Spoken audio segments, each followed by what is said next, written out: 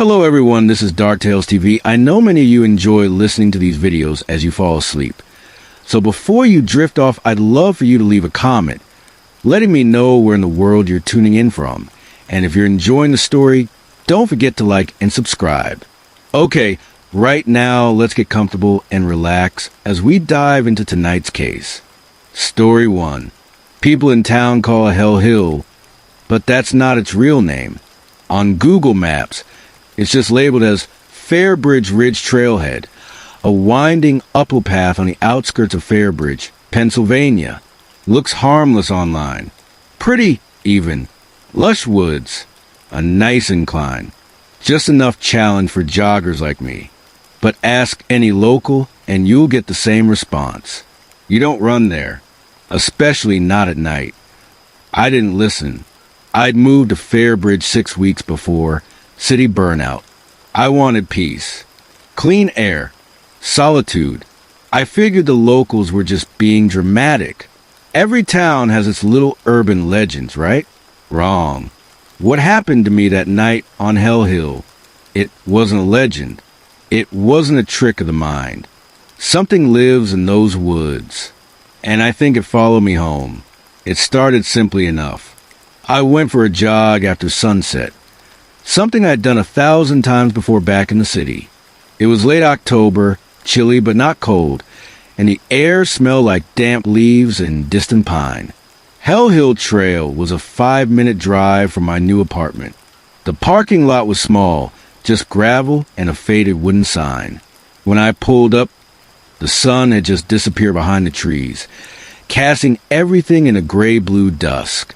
I was the only car there. I stepped out, stretched, and hit the trail. The incline kicked in immediately. The first half-mile was nothing but switchbacks through old forest, twisting branches overhead, their black shapes clawing the sky. It was silent, not peaceful silent. Hollow, like the trees had choked out the sound.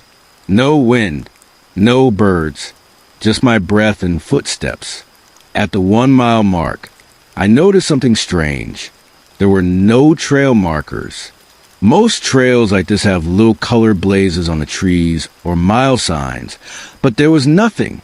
Just endless winding dirt and trees that all looked the same. Then I saw it, carved into bark of a tree, maybe 6 feet up, was a word. Run. Not spray painted. Not scratched. Carved deep, as if someone had used a knife in real effort to gouge each letter. I stopped, took a photo with my phone. Suddenly I felt it. Eyes. Watching me from somewhere deep in the brush. The kind of feeling that makes your spine go rigid, like you're about to be touched by something you can't see. I turned and looked behind me. Nothing. Just trees. I kept going, telling myself it was nerves. But the farther I ran, the more wrong things became. I started to notice faces in the trees. Not actual faces, but knots in bark shaped just enough like twisted expressions to make my stomach flip. Some looked like they were screaming. Others were smiling. Too many had eyes that seemed just a little too symmetrical. And then, about 3 miles in, I heard footsteps. But they weren't behind me. They were above me, on the ridge, just off to my right. Something was pacing me, matching my stride. But it wasn't running. The steps were irregular, fast, then slow, then a burst of movement, then stillness, like something watching, following, stalking. I stopped dead in my tracks. The sound stopped too. Then I heard something that still turns my blood cold when I think about it. My own voice, whispering from the woods. Keep going. I didn't speak. I didn't move. But from somewhere deep in the trees, my exact voice repeated. Keep going. It sounded like a recording, off by just a few milliseconds. Like it had memorized me and was playing it back with cracked timing. I turned and ran. Fast. No thought. Just instinct. I tore through the trail, not caring about roots or incline. My lungs burned. My legs screamed. And behind me, Something gave chase. Not footsteps. Crawling. I could hear it scraping along the forest floor. Long limbs dragging, nails or claws gouging the dirt. Fast. Gaining. I didn't look back. When I finally burst through the trailhead and back into the parking lot, I didn't stop. I jumped into my car, locked the doors, and just sat there shaking. The forest behind me was pitch black. And then, from the rear view mirror, I saw it. A figure standing just inside the tree line. Not moving, not speaking, just smiling. Its eyes were too wide. Its arms hung too long.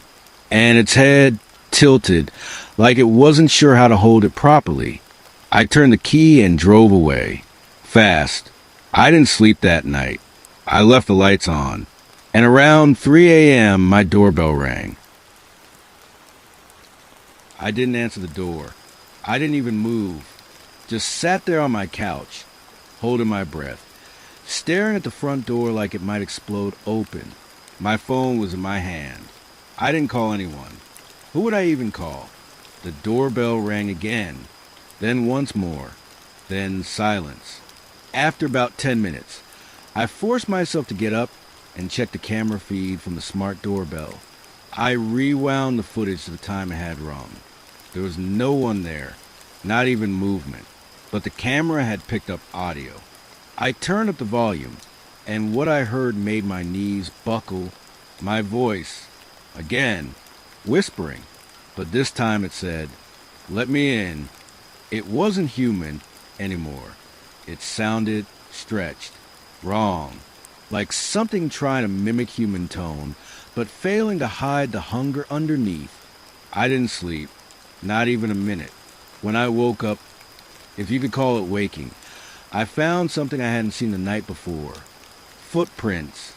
Thin, bony, bare footprints, leading from the front door, across my wooden floor, into the kitchen, and stopping at the back door, which was unlocked. I live alone. No one else has keys. I checked every room, every closet. Nothing. But when I looked closer at the footprints, I noticed something worse. They weren't dirty from mud.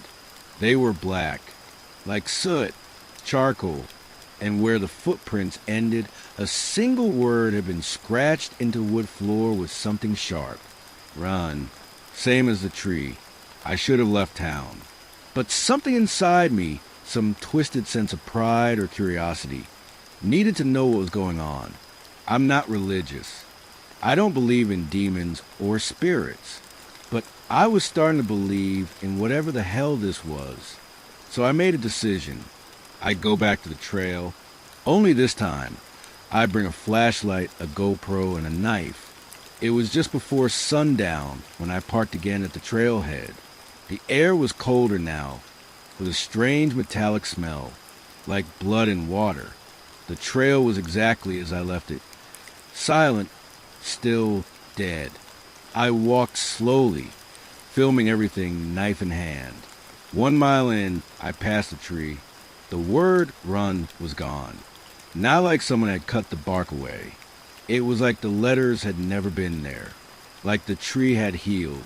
The path twisted and twisted, and that familiar feeling of being watched returned. This time stronger, like a weight on my back. I kept walking, deeper, until the light vanished completely. That's when the whispers started. They came from every direction. Hundreds of voices. Some crying, some screaming, some laughing. And then, beneath them all, my own voice again, whispering in my ear.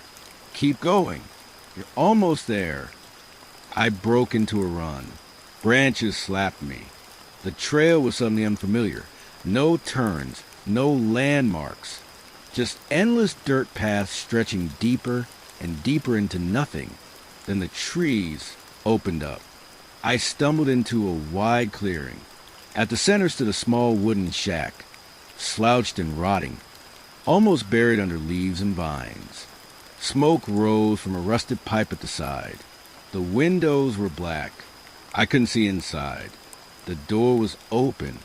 Inside was a single chair, and in the chair something sat. At first, it looked like me. Same clothes, same face.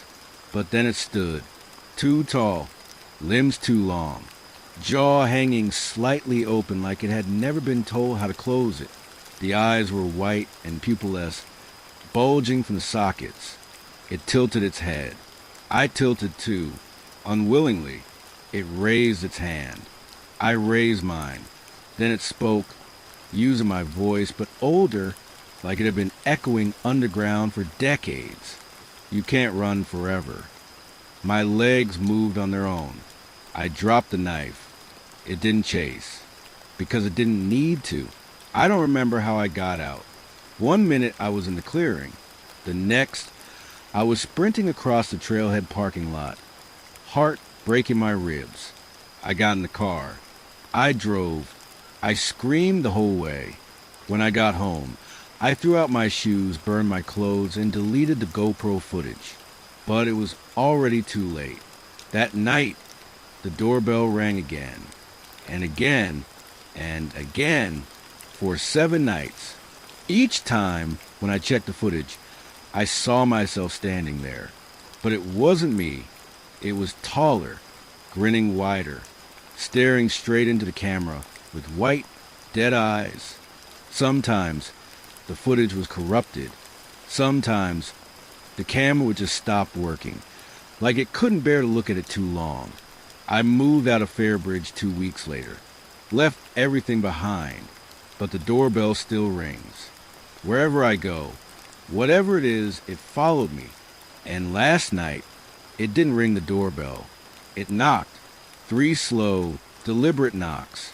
I don't know how it found me again, but I know this. There's dirt on my floor this morning. Bare footprints, leading into the bedroom. Story 2. Jogging is supposed to clear your head. But what if the path you run runs straight into something waiting for you? This isn't fiction. It's a true story from someone who survived what's now called the tunnel curse. Turn off the lights. Put on your headphones. And don't look the way. I run every morning. Not for fitness. Not anymore. It's survival now. But this started the way most bad stories do, with a good habit. Back then, I had just moved to a small mountain town in Colorado. Quiet place, surrounded by forest and trails. Peaceful, no crime.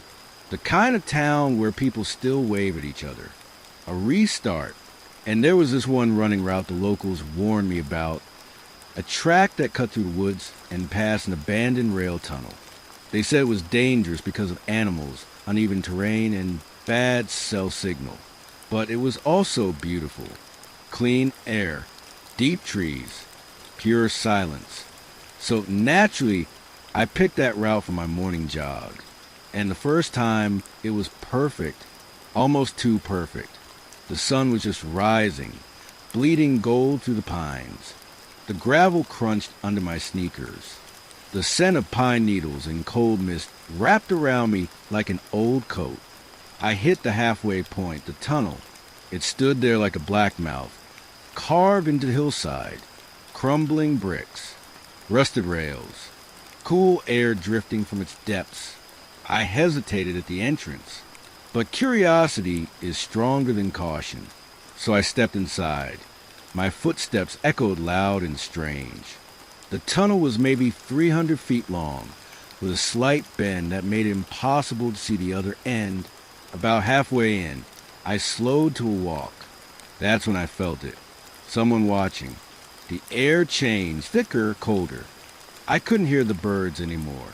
I turned, and I saw a man at the far end of the tunnel. Not moving, not jogging, just standing there, silhouetted in the dim light.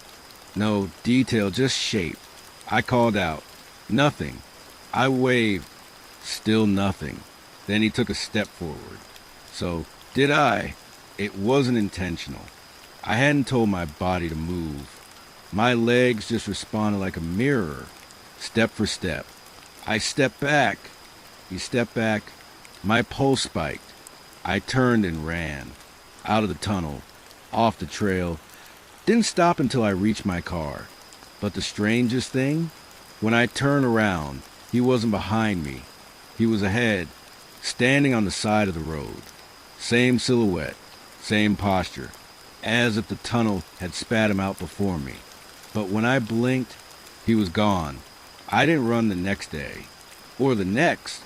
I couldn't stop thinking about the man, and the strange way I had moved, mimicking him like a puppet, the weird stillness in the tunnel, the way he had beaten me to the exit, without moving.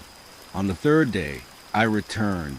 I told myself I'd avoid the tunnel. I was wrong. Something about that place pulls you, not just curiosity, like a magnet in your bones.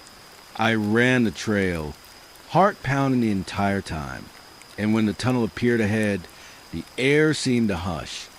Like even the wind was holding its breath. I stopped at the entrance, waited, nothing, so I took one step in, then another. I walked halfway in, flashlight in hand. That's when I saw writing on the wall, just above the rusted rail, "If you see him, don't look away." That's when I noticed something new. A second man. This one was sitting cross-legged on the ground, back turned to me, hair long and filthy, skin pale, almost gray. He was muttering, over and over, "Don't look away, don't look away, don't look away." I slowly backed out of the tunnel, chills crawling down my spine like spiders. The man never turned around, but his muttering grew louder the further I got, as if his voice wasn't coming from his mouth, but from inside my own head. The next night, I had a dream, except it didn't feel like a dream. I was standing in the tunnel, but it wasn't empty anymore. There were dozens of people lining the walls. Men, women, children, all frozen in place. Faces turned toward the far end, toward the man. He was still standing, still motionless. But now I saw his face. Sort of. It had no features, no eyes, no nose, just a wide, stretching grin that split his face ear to ear. Then he turned, and in the dream, we all turned with him, like puppets. I woke up gasping, covered in sweat, and I wasn't in my bed. I was on the couch, with dirt on my feet. I stopped going outside, but then strange things started happening inside. Lights flickering, my reflection moving when I didn't, and the sound of footsteps pacing in the attic. Even though I live alone, and there's no entrance to the attic from inside the house. One night, I heard it, the same voice from the tunnel, whispering, "Race him, or he'll come." That's when I realized something awful. This wasn't about watching him. It was about being watched back. If he catches you watching, if you don't keep moving, he marks you. And once you're marked, you have to race him. Because if he ever reaches you, you become him. Last week, I returned to the tunnel one last time. Not to face him, but to run. Because I could feel him getting closer. The dreams were every night now. The footsteps louder. The mirror no longer reflected me at all. Only that smiling, eyeless thing. I wore a headlamp, held my breath, and I ran, fast, harder than I ever have. And halfway in, there he was, standing dead center of the tracks. I didn't slow down. I screamed and ran straight through him. And for 1 second, it felt like ice and teeth and memory and void, all slamming into my skin. When I reached the other end of the tunnel, he was gone. But now I know the truth. You can't escape him. Not really. He's inside you after that, watching, waiting. And when you jog again, if you slow down, if you stop, if you look away, he takes your place. It's been 5 days since I last ran. I thought I beat him. But this morning, I saw someone jogging outside my house. He looked exactly like me. Same build, same stride, same clothes I wore that day. But when he passed by the window, he turned and smiled. No eyes, just that awful, stretching grin. If you run near the woods, avoid tunnels. If you see someone staring from the dark, don't look away. Story 3. I always run the same path. A paved track that loops behind my apartment complex, near a cluster of half-flooded drainage tunnels. It's not scenic, but it's quiet, and I like quiet. That Monday morning, the sky was soft gray, the air perfect. I ran with music in, mind empty, just peace, until I saw her, a girl, sitting on the edge of the drainage pipe. She looked about 16, pale, barefoot, soaked to the knees. She wasn't crying, wasn't speaking, just watching the puddle in front of her. She didn't react when I passed, but when I turned back around for my second loop, she was gone. I didn't think much of it. Figured someone picked her up until I got home and found wet footprints leading from my front door to the kitchen and stopping by my bedroom door. I live on the second floor with the door locked. My phone buzzed at 4:44 a.m. No one texted me that early. The screen said, "Don't stop running." No number, no name, just those 4 words. Then my phone died. Full battery. Just gone. When I turned it back on, the message was gone. No record of it. I didn't run that day. But when I walked out later to grab coffee, I saw something carved into the brick wall behind my building. Don't stop running. Same words, same spacing. I told the landlord. He looked confused, said, "Those have been there for years." I went back to the track. I shouldn't have. Everything felt off. The air too quiet. The trees too still, like the world was holding its breath. The second lap was normal, but on the third, the sky shifted. The color faded. The pavement darkened. And then I heard it, bare feet, slapping on concrete, right behind me. But when I looked back, nothing. I ran harder. The sound got closer, until I could feel breath on my neck. Then, ahead of me, there she was again, the girl, standing in the middle of the track. This time, she opened her mouth, not to scream, to whisper. A whisper I somehow heard over the wind and my heartbeat. "You stopped." I don't sleep anymore. That night, I heard a noise from inside my apartment wall. Scratching, like nails, then dragging. It moved from room to room. I grabbed a flashlight and followed the sound to my closet. Behind the coats was a small panel I'd never noticed before. I opened it.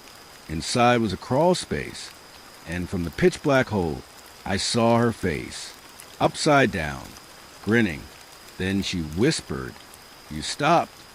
I left my apartment that morning with one goal, to run until it stopped, to outrun her. I got to the track, did my first lap, then second, then third. I lost count. My phone said it was 7 a.m., then 9, then 2 p.m., then 6. I ran in circles. The trees never moved. The light never changed. The world stayed locked in that perfect gray morning. I tried to stop, but my legs wouldn't. Couldn't. Every time I slowed down, I saw her, standing just ahead, or just behind, and always whispering, "Don't stop running." They found me in the woods, barefoot and delirious, 7 miles from the track. My feet were shredded, legs covered in bruises. I don't remember how I got there, but I do remember this.